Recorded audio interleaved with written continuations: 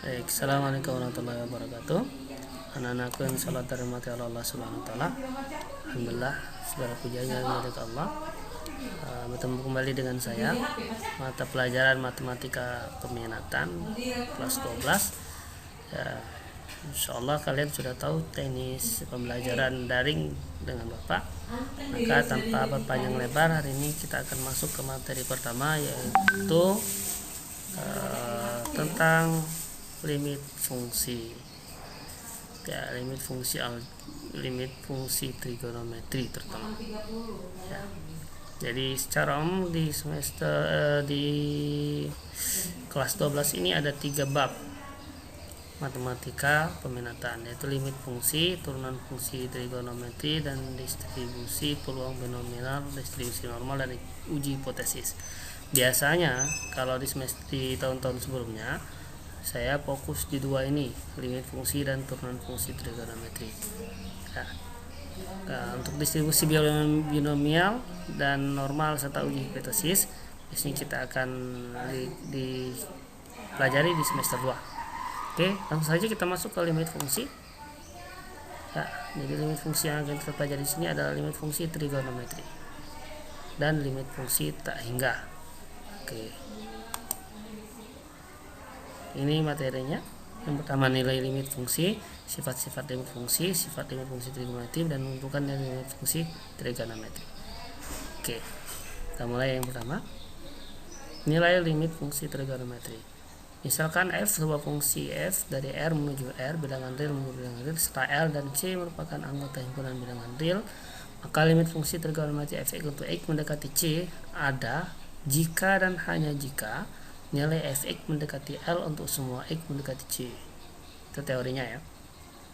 Jadi kalau sifatnya gini, limit x mendekati C, ini limit x mendekati C dari f(x) sama dengan L jika dan hanya jika limit x mendekati C min f(x) sama dengan limit x mendekati C plus dari f(x) sama dengan L. Jadi C min ini berarti mendekati dari sebelah kiri, dan C plus ini mendekati dari sebelah kanan. Itu teorinya nanti. Dan ini sifat-sifatnya, sifat-sifat limit fungsi. Limit x mendekati C dari K, maka sama dengan K itu sendiri.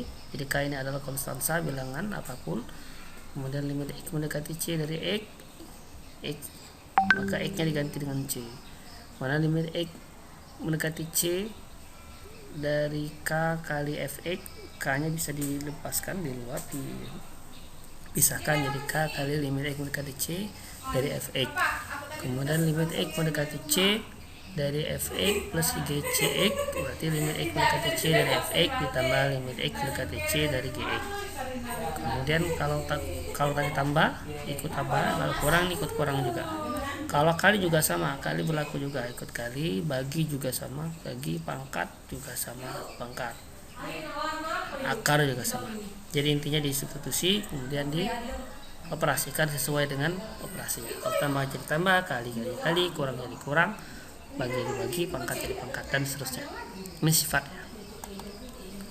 Selanjutnya sifat khusus limit fungsi trigonometri. Ada 2 ya, yang melibatkan limit fungsi trigonometri itu adalah sin x dan tan x.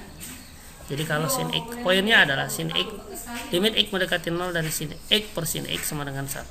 Kemudian dibalik juga, limit x mendekati 0 dari sin x per x sama dengan juga 1. Tangan x juga berlaku seperti itu. Limit x mendekati 0, x per tan x sama dengan 1. Limit x mendekati 0 dari tan x per x sama dengan 1.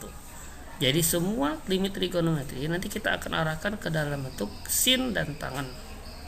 Poin dari sifat limit trigonometri ini adalah apabila variabelnya sama, maka nilainya 1. Misal nanti di sini bukan x tapi 2x, maka di bawahnya juga sin 2x, kan nilainya 1. Ya. Kalau di bawahnya 3x min 1, atasnya juga sin dari 3x min 1, maka nilainya jadi 1.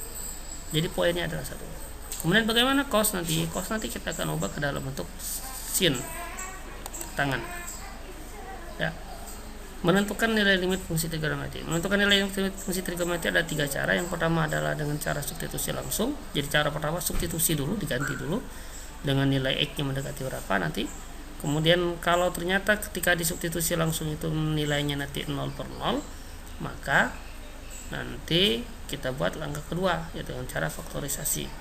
Setelah dapat faktorisasi baru menggunakan sifat-sifat fungsi limit trigonometri. Oke, ini contohnya. Limit X mendekati pi per 3 dari 3 cos X per sin 2X adalah, jadi pertama kita substitusi dulu. Cos 3X berarti 3 kali cos limit X mendekati pi per 3 dari cos X, limit X mendekati pi per 3 dari sin 2X. Langsung saja disubstitusi. Cos pi per 3 itu berarti 180 dibagi 3. 180 dibagi 3 sama dengan sin 60, cos 60. Berarti ini 3 kali cos 60 dikali sin per sin 2 kali 60. Sin cos 60 itu setengah. Jadi ini sin dari 60 kali 2 120. Sin 120 berarti setengah akar 3. Ya, setengah dengan setengahnya kita coret. Jadi tinggal 3 per akar 3. Nah, 3 per akar 3 kita rasionalkan, berarti kita kali dengan akar 3 per akar 3. 3 akar 3 per bawahnya akar 3 kali akar 3 jadi 3. Jadi 3 bagi 3 nanti tinggal akar 3. Jadi nanti nilai limit X mendekati pi per 3 dari 3 cos X per sin 2X sama dengan akar 3. Oke, ini substitusi. Kemudian contoh kedua. Limit X mendekati pi per 4 dari 1 min tan X per sin X min cos X adalah, nah, yang pertama harus kita substitusi dulu. Pi per 4 ini berarti 180 dibagi 4 berarti 45 derajat. Ya, 45 derajat berarti 1 dikurang tangan 45 per sin 45 dikurang cos 45. Tangan 45 1 kurang 1, sin 45 setengah akar 2, cos 45 setengah akar 2. Ternyata nilainya 0/0. Saya bilang tadi ketika kalau kita masukkan 0/0 maka kita masuk ke langkah kedua, berarti ini tak tentu. Kalau dia tertentu maka digunakan faktorisasi. Jadi yang kita ubah itu adalah tangannya, ya, tangan berarti limit pi mendekati pi limit X mendekati pi per 4 dari tangannya kita ubah jadi sin X per cos X, ya, bawahnya tetap. Di sini kita buat jadi 1 ini cos X per cos X, ini tetap, ya. Kemudian jadi cos X ini kan jadi cos X sama, berarti cos X dikurang sin X, ini sin X kurang cos X. Ingat, lihat ini, ya, per kan ya, per berarti digabung ke bawah.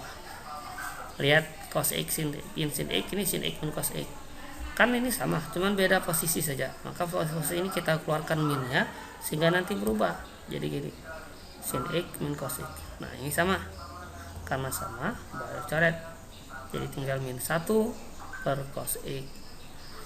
Min 1 per cos X, X per mendekati pi per 4, X nya kita ganti dengan pi per 4, berarti min 1 per cos setengah pi per 4, cos setengah pi per 4 itu setengah akar 2.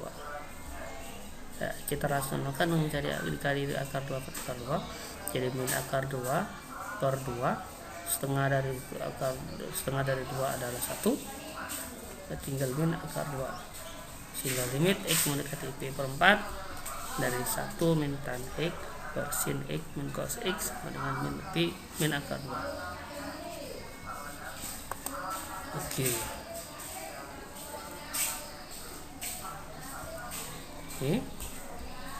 So, saya kira untuk hari ini cukup saja. Hari ini untuk pertemuan sekarang cukup.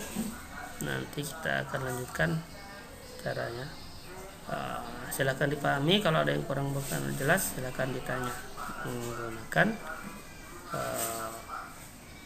komen di Google Classroom. Itu saja.